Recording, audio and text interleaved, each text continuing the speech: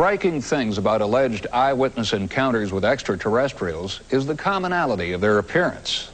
These encounters are so widespread and the descriptions so detailed that it's now possible to analyze these reports. We've broken them down into 7 distinct categories. Now, if, and remember it's a very big if, we are being visited by extraterrestrials, the galaxy may be more diverse than we can imagine. An all too common sight in our society is policemen arriving at the scene of a crime, trying to determine what happened. Often they call on forensic artists like Bill McDonald for help. Recently, Bill turned his artistry to another mystery, determining the identity of the alien creatures that millions believe walk this planet. First, he sifted through the eyewitness descriptions.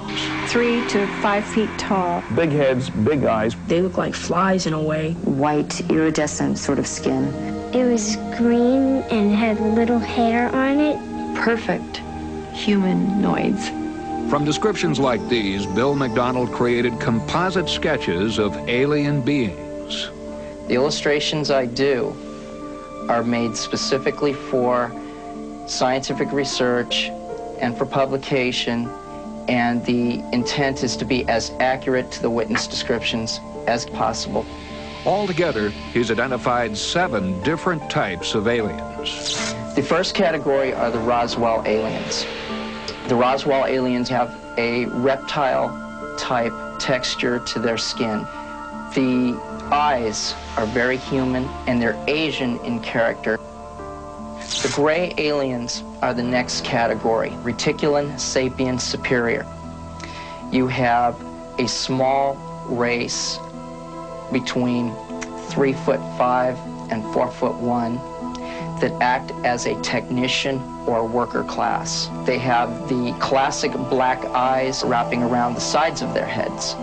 The next category are the ancients. They look almost like giant praying mantises or grasshopper insects. The eyes are fully up to 1/3 the total mass of the head.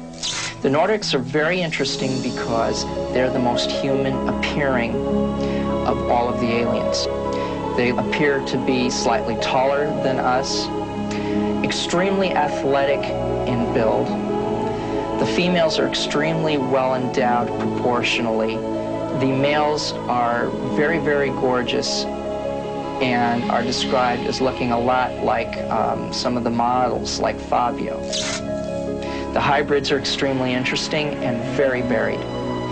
Some of the hybrids are proportionally like children with very fine hair. The reptilians seem to have like 3 toes instead of the normal 5 on their feet. And they seem very humanish in proportion, but they have larger than normal mouths, and they have a very snake-like or lizard appearance.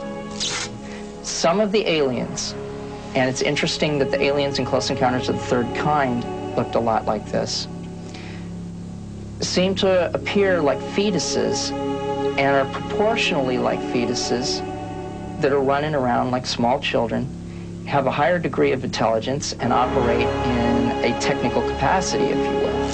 Bill McDonald has no explanation for the variety of alien life he has cataloged, and his drawings stand as mute testimony to the ongoing UFO mystery. It's hard enough to imagine one kind of alien, but the idea of 7 different alien species staggers the imagination. But let's say all these aliens are among us. Now comes the hard part. Why are they here? We'd all like an answer to that question.